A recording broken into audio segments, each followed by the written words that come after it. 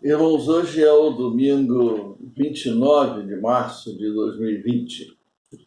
É exatamente o domingo em que nós pensamos em voltar a realizar os cultos no nosso santuário, na nossa Igreja Evangélica Congregacional de Vista Alegre.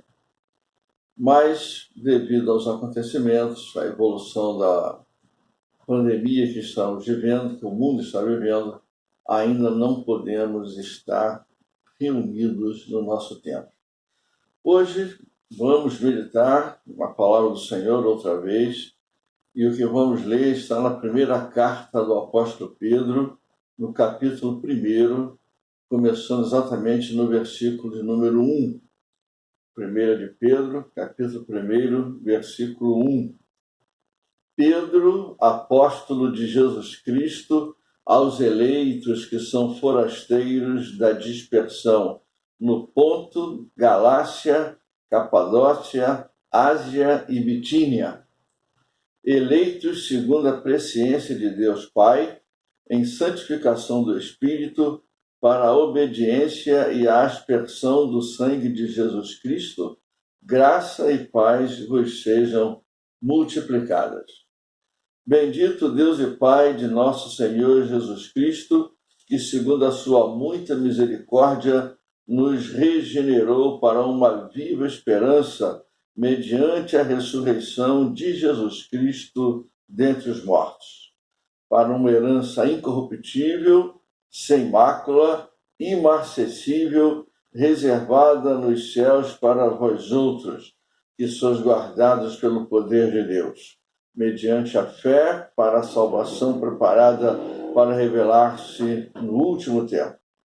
Nisso exultais, embora no presente, por breve tempo, se necessário, sejais contristados por várias provações, para que, uma vez confirmado o valor da vossa fé, muito mais preciosa do que o ouro perecível, mesmo apurado por fogo, redunde em louvor, glória e honra na revelação de Jesus Cristo, a quem, não havendo visto a mais, no qual, não vendo agora, mas crendo, exultais com alegria indizível e cheia de glória, obtendo o fim da vossa fé, a salvação da vossa alma.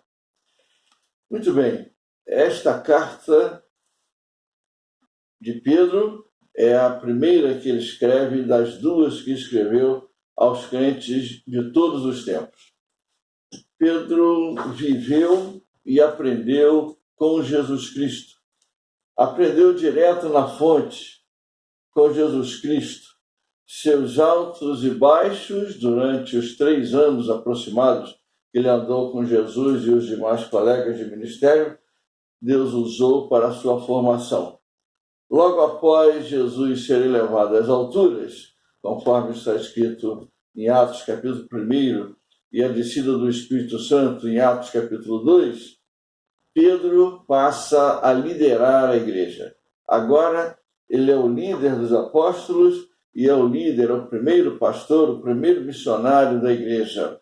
É aquele que vai sair a campo primeiro, que vai fazer o primeiro sermão, que vai fazer o primeiro milagre. E Pedro, então, está começando o seu ministério agora, cheio do Espírito, porque o Senhor Jesus não está mais fisicamente presente. Tudo que ele viveu com Jesus, tudo que ele viu Jesus fazer, tudo que ele aprendeu, ele passou a ensinar e a fazer. As 2 cartas que escreveu é resultado de tudo isso que ele aprendeu. E ele sabia, o que ele escreveu é exatamente resultado do que ele viveu. Ele aprendeu com o Senhor Jesus. Muito bem, Pedro está falando nesse pequeno trecho que nós lemos da nossa salvação eterna, da salvação que Jesus Cristo nos dá sempre que o aceitamos, sempre que o recebemos, que abrimos o coração, que nos humilhamos, que confessamos os nossos pecados e nos rendemos ao Senhor Jesus. Pedro está falando disso. Pedro está falando da sua experiência. Ele mesmo foi alguém que ouviu, seguiu Jesus e se converteu. O Espírito Santo tocou no seu coração e ele aceitou o Senhor Jesus. E nesse texto, nós podemos aprender aqui sobre quem somos e o que ganhamos nessa experiência de ter a Jesus Cristo como Senhor e Salvador. Vamos lá, o que podemos aprender? A primeira coisa que a gente pode aprender é que nós somos regenerados. Isso está aí no versículo de número 2, ou melhor, versículo número 3. Bendito Deus e Pai de nosso Senhor Jesus Cristo, que segundo a sua muita misericórdia, nos regenerou. Pedro começa dando glória a Deus, bendito o Deus e Pai de nosso Senhor Jesus Cristo, porque o Senhor Jesus fez por ele, fez por mim, fez pelos irmãos e faz por todo aquele que nele crê, a bênção da regeneração. Regenerado é o que estava destruído, arruinado, e o Senhor Jesus restaurou. Nós éramos assim, e uma vez que nós fomos regenerados, o Senhor Jesus nos tirou do lamaçal do pecado, nos tirou de uma vida sem mérito, de uma vida sem recurso de espécie alguma, quando muito tínhamos recursos materiais, mas agora, além do recurso material, o Senhor Jesus nos regenerou, nos deu uma outra disposição mental, nos colocou uma nova forma de pensar, nos deu a possibilidade de uma nova maneira de sentir.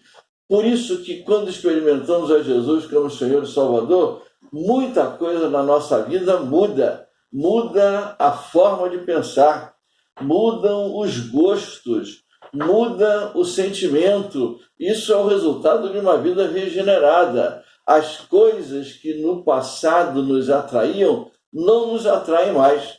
Então essa é uma das grandes bênçãos de quem recebeu a Jesus como Senhor e Salvador. Nós fomos regenerados. Quantas vidas, meu irmão, eu e você conhecemos que eram vidas apagadas, destruídas, sem nenhuma perspectiva no mundo, e que no dia que aceitaram Jesus, é como diz a própria palavra, regenerado, nasceu de novo, experimentou o novo nascimento e agora então não tem mais os gostos e as atrações que tinha antigamente.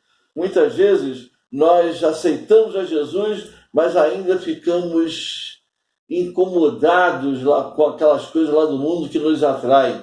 É por isso que certo cristão do passado disse, como o pastor já falou algumas vezes na igreja, conversão é quando nós deixamos o mundo, saímos do mundo. Santificação é quando o Espírito Santo tira o mundo de nós. Então, uma primeira bênção é somos regenerados porque o Senhor Jesus morreu e ressuscitou. Uma segunda bênção que nós podemos citar aqui é essa que vai aparecer no versículo de número 5. Nós somos guardados pelo poder de Deus. Isso está aí, meu prezado irmão, no versículo de número 5. Somos guardados pelo poder de Deus. Deixe estar que se a primeira parte do que já falamos foi importante, regenerados, nova disposição mental, ganhamos, como diz aí o versículo 4, uma herança incorruptível, uma herança eterna que ninguém pode nos tirar. Pois bem, guardados pelo poder de Deus, não há nada nem ninguém nesse mundo que possa tirar de nós o que o Senhor Jesus Cristo nos deu, a nossa comunhão com o Pai. Ninguém vem ao Pai senão por mim. Dos meus braços ninguém pode arrancar. É isso mesmo. Somos do Pai através do Senhor Jesus. O apóstolo Paulo vai dizer na primeira carta, capítulo 1, creio que versículo 30, mas vós sois dele, somos do Senhor. E porque somos do Senhor, essa é uma outra grande bênção que o Senhor nos deu. Somos do Senhor e nada nesse mundo pode tirar isso de nós. O máximo que pode nos acontecer, e tem acontecido ao longo da história, é perdermos os bens, é perdermos o que adquirirmos e até perdermos a vida desse corpo. Mas a nossa comunhão com o Pai, isso é eterno, isso é permanente. Nós somos guardados pelo poder de Deus. Muito bem, nesta caminhada nós ganhamos também, diz aí o versículo de número 3, que nós ganhamos uma viva esperança. Ora, que bênção! Ganhamos uma viva esperança. Qual é a esperança? É fácil de entender. Ele ressuscitou. Se ele ressuscitou, diz aí o final do versículo 3, mediante a ressurreição de Jesus Cristo dentre os mortos, essa é a viva esperança que habita o coração de todo crente. Nós também um dia venceremos a morte. Meu prezado irmão, essa é a luta do homem em todos os tempos. Em tempos do passado, quando a ciência humana ainda não havia se desenvolvido, e nos dias de hoje, quando a ciência já está tão desenvolvida, nossa luta é para vencer a morte. Nós não queremos morrer. Nós até temos conseguido esticar mais a vida, e isso tem sido bom, tem também nos criado dificuldades, envelhecemos, e aí já não temos o vigor da juventude. É bom viver, durar quanto podemos, mas na realidade o que nós queremos é vencer a morte. Ora, o que Deus nos deu? Deus nos deu uma viva esperança. Essa viva esperança, meu irmão, permanece conosco e vai permanecer enquanto estivermos sobre essa terra. A esperança de que um dia o Senhor Jesus Cristo vai voltar. A esperança de que Ele um dia vai arrebatar a sua igreja. E se Ele nos levar antes, também conosco vai a esperança e a fé que corrobora, que vai junto nisso, de que nós estaremos para sempre com Ele. Uma das coisas tristes da vida, e o mundo tem muita gente assim, é viver nesse mundo sem nenhuma esperança. Muitos dos casos de depressão é porque perdeu-se a esperança nessa vida, a esperança no mundo. Muito desses casos é porque toda a esperança foi colocada em coisas terrestres. Tudo que fizemos, tudo que ganhamos, tudo que estudamos foi para coisas da terra, que são criadas por nós na terra e que vão permanecer na terra. Mas, na realidade, o que o Senhor Jesus está nos dando é que nós ganhamos, sim, uma viva esperança por causa da sua ressurreição. O Senhor Jesus morreu e ressuscitou. E isso é a esperança definitiva no coração de cada crente. Nós temos certeza que o dia que partirmos desse mundo, sabemos para onde vamos. E essa é a esperança que povoa, que o Espírito Santo alimenta, que a palavra alimenta no coração de cada um de nós. Muito bem. Um outro ponto que nós podemos colocar aqui que nós ganhamos, somos do Senhor, ganhamos uma viva esperança, ganhamos a vida eterna, mas nós ganhamos também a alegria da salvação. Quando Pedro começa no versículo 3 dizendo: bendito Deus e Pai de nosso Senhor Jesus Cristo, porque Ele nos deu a salvação, o último versículo que nós lemos, o 9, diz exatamente isso: obtendo o fim da vossa fé, a salvação da vossa alma. E aí Pedro nos diz que nós devemos exultar. Versículo de número 6 diz exatamente isso: nisso exultais. E exultamos por quê? Porque nós resolvemos o nosso grande problema, como eu falei há pouco, o problema da morte.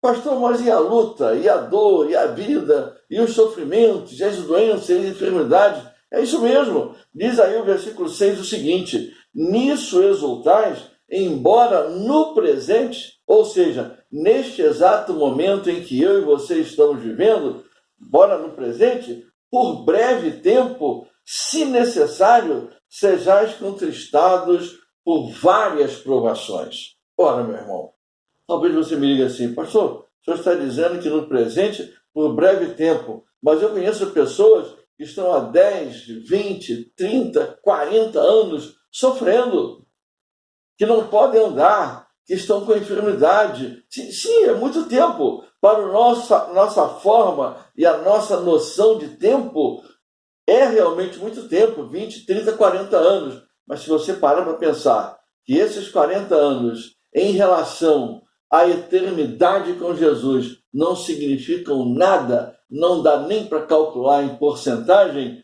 esses 40 anos, esses 20, 30, não são nada. Então Pedro está dizendo assim, é possível que nesse atual momento, por breve tempo, seja lá quanto tempo for, seja lá que luta for, nós sejamos contristados por várias provações.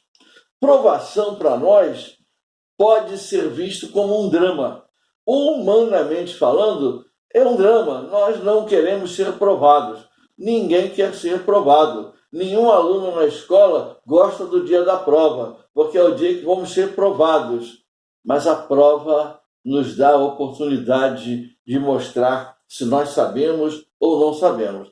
Do ponto de vista de Deus, o versículo 7 nos diz o seguinte, para que depois de provados e tal, como diz o versículo 6, para que uma vez confirmado o valor da nossa fé, muito mais preciosa do que o ouro perecível, mesmo apurado por fogo, redunde, chegue em louvor, glória e honra na revelação de Jesus Cristo. Ora, o Senhor Jesus está nos dizendo, através do apóstolo Pedro, que a nossa fé vale mais do que o ouro depurado, e que a provação pode estar provando a nossa fé e ela estará crescendo a cada dia se alimentarmos na palavra e na oração, porque essa fé é a fé que nos mantém esperançosos, guardados, crentes, convictos de que o Senhor Jesus vai voltar.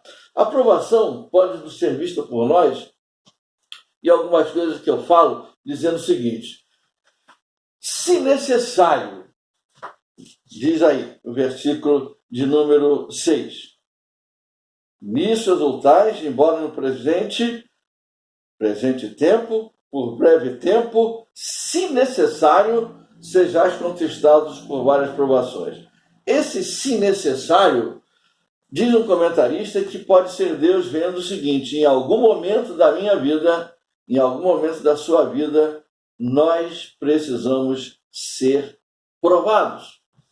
Deus sabe o exato momento em que eu e você precisamos ser provados. Abraão, depois você leia Gênesis 12, foi provado na sua fé. Deus sabe o momento. E aqui diz o texto, se necessário, e é Deus quem sabe a necessidade de cada um de nós. Muito bem, então ele aplica a provação. Mas várias provações. Diz aí o texto também, no versículo número 6, sejais contristados por várias provações. Seja qual for a provação, a presença do Senhor é constante e real. Seja qual for a provação, a presença do Senhor é sempre presente. Não importa qual é o tamanho da luta, qual é o tamanho da aflição, que várias provações são essas, não importa. O importante é a presença real do Senhor. Sugiro ao irmão que depois que o irmão ouvir esse vídeo, leia o Salmo de número 34, devagarzinho, leia uma vez, leia a segunda, versículo por versículo, e você vai observar ali que bênção o Senhor nos mandou através do nosso irmão Davi, quando ele escreveu o livro dos Salmos, o capítulo de número 34. E a certeza vem, seja qual for a provação, podem ser de vários tipos, a presença do Senhor é real. Muito bem, uma outra coisa importante também é que a provação pode causar dor, pode ser dolorosa. É verdade, a provação pode ser dolorosa, mas lembre-se, lá no Getsêmani, e isso está lá em Mateus capítulo 26, versículo 37, o Senhor Jesus também passou por essa provação dolorosa, levando sobre ele os pecados de toda a humanidade, e ele estava ali resistente, guardado pelo Senhor, resistiu, foi pregado na cruz, morreu e ao terceiro dia ressuscitou. Voltou a conviver com os discípulos e logo ao seguir ele foi ao céu, subiu diante de todos eles. Então, a provação não tem a capacidade de nos destruir, mas ela tem sim a possibilidade de nos aperfeiçoar. Quando sou provado, eu estou ganhando de Deus a oportunidade de mostrar a minha fé, de crescer nessa fé, de alimentá-la com a palavra, com a oração, para que ela cresça mais e mais. E é exatamente esse crescimento de fé que vai nos fazer glorificar o nome do Senhor, como diz o final do versículo 7, que essa aprovação que veio sobre nós, que esse crescimento da fé nos leve, nos redunde, como diz a palavra, em louvor, glória e honra na revelação de Jesus Cristo. Toda honra, toda glória para o nome do Senhor Jesus. Então, eu posso aprender. Quando eu estou sendo provado para aperfeiçoar o meu louvor na glória do Senhor Jesus. Isso é importante na vida de qualquer cristão. Muito bem. A provação confirma a nossa fé. E a nossa fé, diz aí o texto do versículo 7, vale mais do que o ouro. Vou ler de novo por uma coisa que eu quero falar para concluir. Diz assim, para que, depois do final do versículo 6, por várias provações, para que, uma vez confirmado o valor da vossa fé, muito mais preciosa do que o ouro perecível, mesmo apurado por fogo. Qual é a lição aqui? É que o ourives, ele coloca o ouro no fogo, no cadinho, e ele começa, o fogo esquenta, vai consumindo a impureza, vai consumindo a impureza, até ficar só o ouro, o metal mais precioso do mundo. Tão precioso que o ouro é cotado nas grandes bolsas de valores do mundo, porque ele tem valor. Muito bem. Quanto tempo o ouro fica no fogo? O tempo necessário para que toda a impureza seja jogada fora. Fique só o ouro. E há um comentarista que diz o seguinte: enquanto o ourives não consegue ver, olhando para o lugar onde o ouro está sendo, o recipiente que está no fogo, consegue ver a sua imagem do seu rosto no fundo da panela, ele não desliga o fogo. Isso nos faz pensar uma coisa. Por quanto tempo Deus quer me ver sendo provado? O tempo necessário para que a sua glória reflita na minha vida. O tempo necessário para que a glória do Senhor reflita na minha vida e na sua vida. Quanto tempo serei provado? O tempo que Deus entender como necessário para que a sua glória seja vista em nós, irmãos. É por isso que o autor, o apóstolo Pedro, está dizendo que a fé vale mais do que o ouro depurado por fogo. O triste, irmãos, é que nesse mundo materialista, de tanta enxurrada de consumismo, de tanta propaganda de tudo, do que nós precisamos e do que nós não precisamos, às vezes, nessa ênfase, nessa vontade de possuir as coisas, nós prefiramos ficar com o ouro do que com a fé. Pedro está dizendo, não, melhor ficar com a fé. A fé é melhor do que o ouro. Todo ouro do mundo não tem o valor da fé de um cristão consagrado. Isso é importante. É essa fé que nos sustenta. É fácil você entender, meu irmão. Quando você está em grande agonia, em grande angústia, do que você prefere? Uma barra de ouro ou alguém que, em nome de Jesus, alimente a sua alma, a sua fé, e você creia e saia da sua aflição? Ouro na hora da aflição não resolve nada. Fé pode lhe dar de novo a paz que nós tanto queremos. Então, meu prezado irmão, nós estamos hoje vivendo um momento de muita luta. É o momento de nós estarmos valorizando a nossa fé. Mais ainda, valorizando o Deus que nos deu essa fé. Mais ainda, valorizando o Cristo que morreu e ressuscitou e nos permitiu que essa fé chegasse até nós. Mais ainda, é hora de alimentar a nossa alma, sermos cheios do Espírito pela palavra e pela oração, pelo fato de que Jesus morreu e ressuscitou, cuida de nós, nos prova, nos ama e sempre nos socorre. Deus te abençoe, meu irmão, mais uma vez. Vamos orar. Senhor, nós louvamos o teu nome e mais uma vez te agradecemos pela tua palavra. Pedimos que tu continue nos abençoando, abençoando todo o teu povo espalhado por esse mundo afora.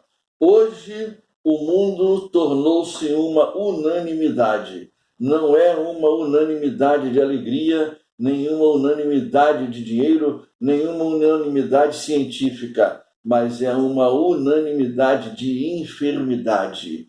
Nós estamos sendo dominados no mundo inteiro. Países altamente desenvolvidos, muito ricos, e países pobres e subdesenvolvidos, e países em desenvolvimento como o nosso. Hoje nós estamos todos unânimes, sofrendo da mesma moléstia. Então, Senhor Deus, que essa pandemia seja tirada. Senhor, tu podes fazer isso parar agora. Faça-se a tua vontade. Da mesma maneira que a praga chegava ao Egito, quando tu mandavas, e que a praga parava quando tu dizias a Moisés, e ela parava, Senhor Deus, tu podes fazer de novo. Mas seja feita a tua vontade. Nós cremos que tu continuas nos abençoando e nós louvamos o teu nome por isso. Eu oro em nome de Jesus Cristo, com perdão dos meus pecados. Amém.